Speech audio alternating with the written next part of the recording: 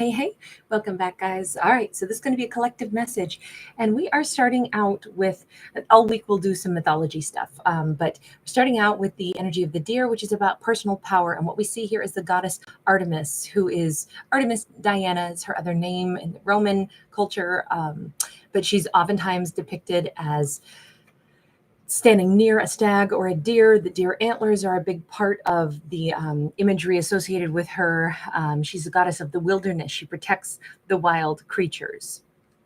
And it's interesting because in her antlers, we actually have that full moon rising. And we just, of course, had the full buck moon just on the 10th. So kind of a timely card to get. But I'm wondering if we're going to start out a storyline about personal power. She's a ferociously independent. Artist is very independent out of the goddesses, and she's, like I said, a powerful protector. She's also, like, other symbols associated with her are an archer's bow, all things kind of connected to like wildflowers and honey and just everything wilderness related, but particularly, an antler rack. So we have the Nine of Wands to start our story. This is very much like, obviously, this is a wounded warrior card, but we see somebody who's like, I'm fatigued. I've been running this marathon, but let me catch my breath one more time and then let me push on through. I can get to the other side of this finish line. I can do this. And I feel like we've got this awesome energy of, again, that deer represents power. Also, somebody could be a wonderful runner. I didn't mention this, but deer, are endemic in every continent except Australia and Antarctica. And so I'm just wondering if we have just like somebody who's covered like great distances in life, where they, however their life has gone, I think they've been traveling some significant distance. Now, that could be metaphorical or literal. We have a Four of Coins. We have the Nine of Cups. This is somebody who's, I'm hearing the song, I'm saving all my love for you. I can't think who sings it. I'm also hearing Brenton Woods, and I Like the Way You Love Me. Oh, I got to see him live once. He was a doubleheader with James Brown. I just talked about this last night. It was like the greatest trip ever. I took a train down to see him at the Greek Theater and went to the LA Zoo and all dressed up for the concert that night, and got heckled by people who didn't understand why I was dressed too nice to be at a zoo. And I was like a really shy 20-year-old and by myself. And I just remember I still loved my trip and everything. And I was amazed by the zoo, but I still remember getting heckled, like very rudely, I might add, because I was offensively well dressed for the zoo. And it's like, I came all the way down here for two of the greats. I'm going to dress nice for this concert. But anyway, Brenton Woods, amazing. But I Like the Way You Love Me is a song coming into my head right now. And oh, so beautiful. Crossing the finish line, the Nine of Cups, the Four of Pentacles. This is like, I've been holding back my love until I'm ready to give it. And then I can give all of it. There's a reason, like, I can make you happy, but I've been holding it back. I feel like we have a feminine who could be really amazed by what someone wants to offer her. I feel like that is like on the horizon still. She hasn't received this yet, but I feel like she will. We've got an Eight of Cups. We've got the Ace of Swords sideways.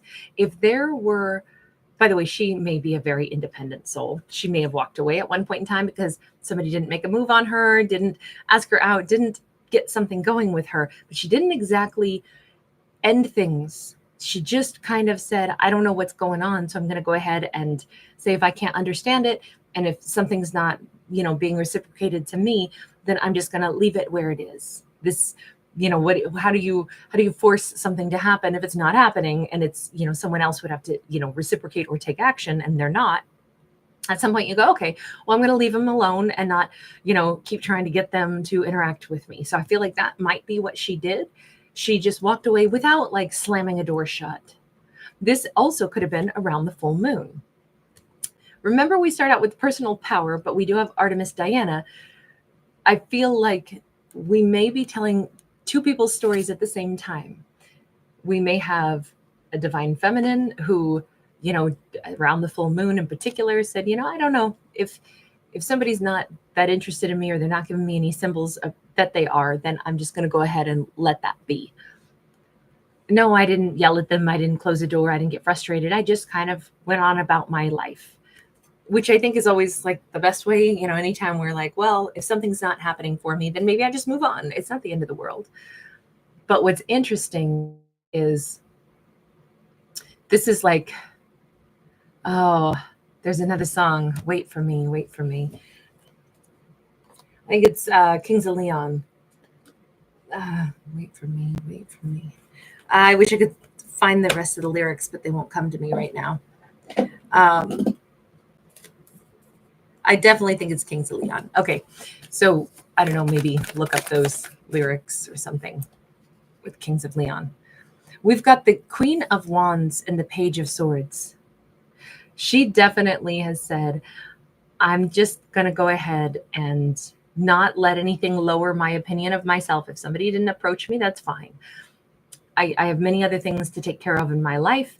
I'm a Queen of Wands. I don't pursue or chase. I meet people where they're at. If they want to be in my world and they approach me and all systems go, it'll work out. If not, that's okay. I can let it go. But what's interesting is with this Page of Swords, obviously they are, normally it's the card of spying, but this looks very humble. Like at some point in time, they have this intention at some point, I'm going to come in and I'm going to say, I'm really sorry I didn't do more than watch you. I'm sorry I didn't talk to you. I wasn't ready to yet. You know, it feels very much like he continues to watch her. And that doesn't matter what genders we're talking about, but we do have right now seemingly a masculine and a feminine. And we have very definite a masculine that is holding back right now. Tower is coming up. Where is this shakeup coming from? Our feminine's already walked away, right? Especially, I think around this full moon, she let it go. I believe that was possibly the message that we just had for our today's topic video that I posted for the 13th. I think that was the energy of somebody, you know, walking away from something. Wow, we've got the King of Swords. We've got the Ace of Pentacles. So it does look like we're going to call him the King of Swords now. You notice that his crown chakra is open. So when that tower falls, which is usually like an ego that drops, but it could be other things too. Sometimes when we say ego, we go, oh, that person's arrogant, but that's not what we mean when we say it.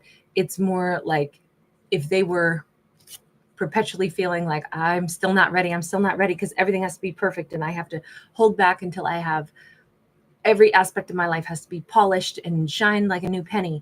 Otherwise I cannot step forward. I won't, because I would be embarrassed.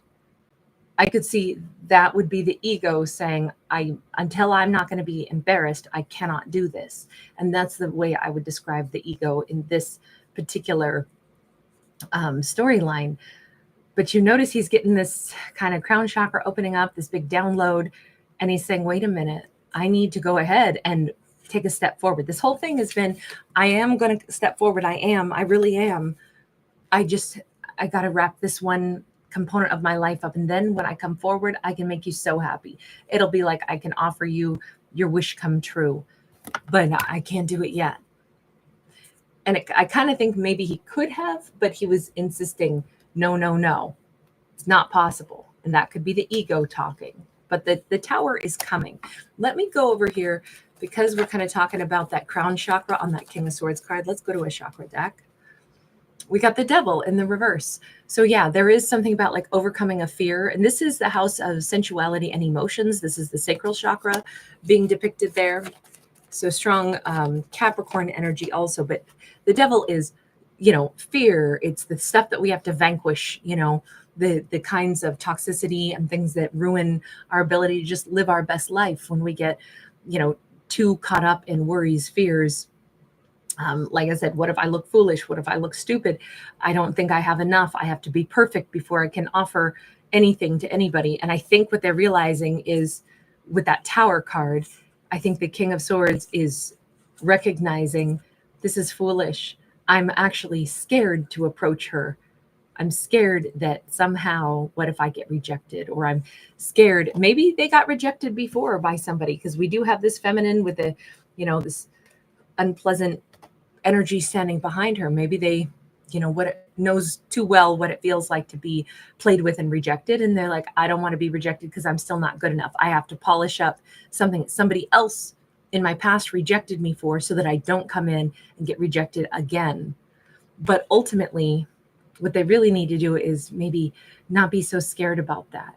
And then we've got this heart chakra that's open, and there's that Page of Swords again. I'm kind of thinking, because remember, he is here on the Page of Swords, and now we have a feminine on the Page of Swords. I'm kind of wondering if he's realizing, if I'm worried to come toward her until I feel perfect, maybe that's foolish, because in truth, maybe she's already figured an awful lot out about me. Maybe she liked me just who I was. Maybe I shouldn't be worried that I still can't come toward her, because she was already drawn to me. Maybe this is foolish for me to insist that someone who's already shown me that they're attracted to me. And I definitely think that this feminine did. I think this feminine was attracted to him. And I say that because, look, you don't have to intentionally walk away unless you were ever first there, right? So I think she was there. She was like interested. She was hoping something was going to happen with this person. And when it didn't, she was like, okay, well, I mean, I'm not slamming a door shut, but I don't really know what's on their mind. Maybe they're not that interested in me. I don't know. They haven't told me one way or the other. So I really have nothing to go on other than I may as well just move along, put this out of my head, because they're not making a move toward me. So I definitely feel like she was interested in them, but they weren't making a move in her direction.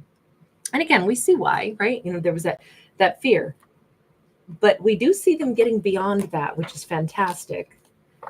How soon, how quickly, when is that happening? Actually, hang on, I want this deck.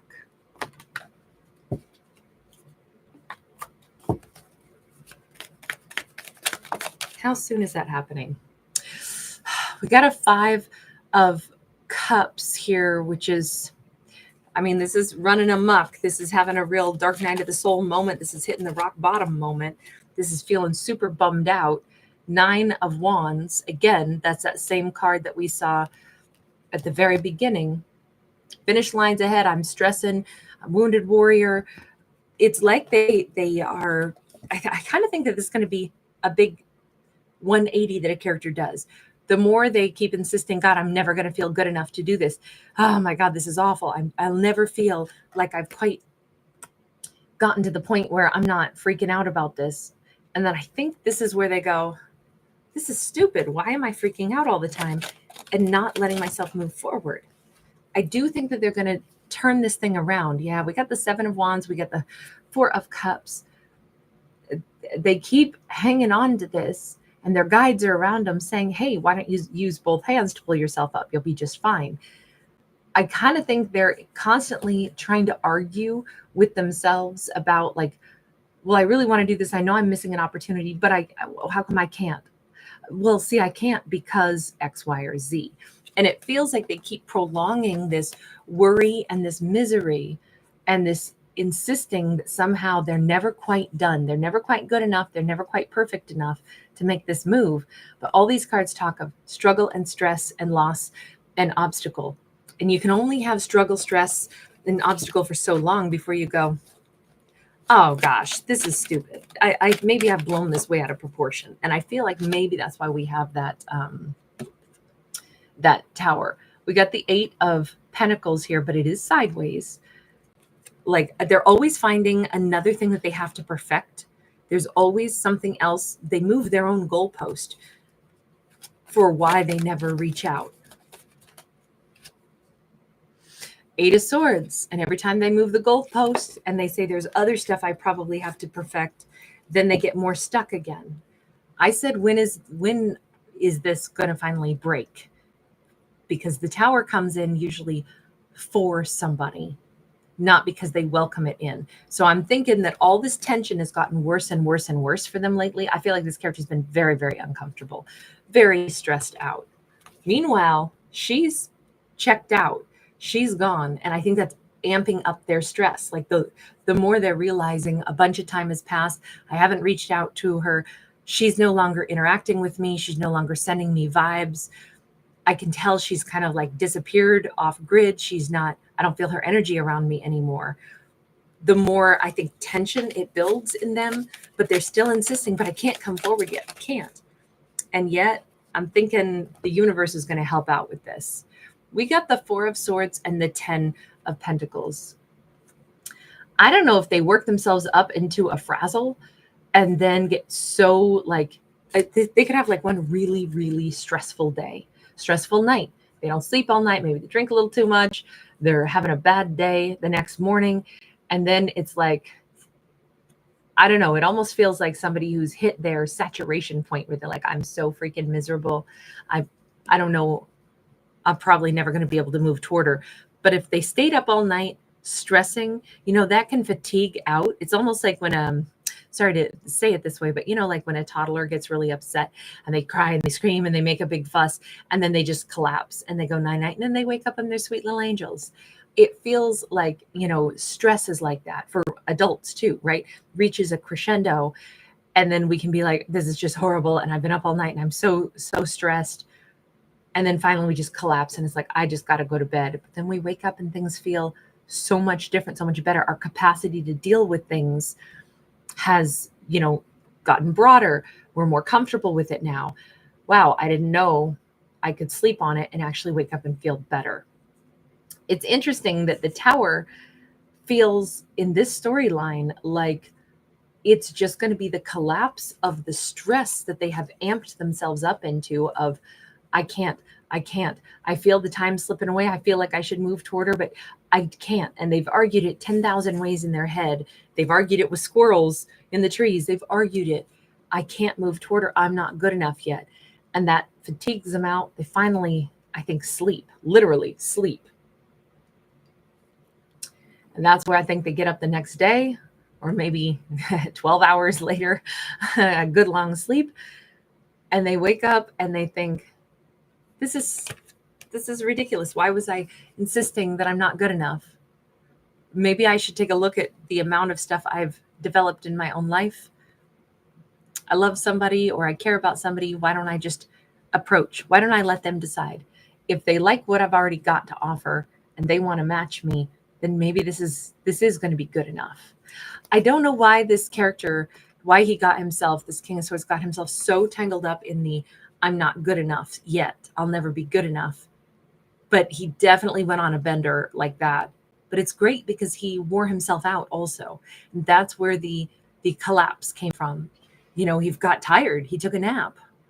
Never underestimate the power of a good nap. It's a simple way to say it in this storyline, but it does look like that's the breakthrough. Then it's like, hey, listen, do you want to work with me? Do you want to be with me? Because I have these plans and I'm not where I'm intending to be yet, but would you like to collaborate with me? This is what he's needed to do. He's needed to just ask the person that he cares about, would you want to be with me? Would you want to do this with me? Okay, so you are reaching out to her apparently at some point in time fairly soon. We have got the 6 of Swords in the reverse. We got the 10 of Swords upright.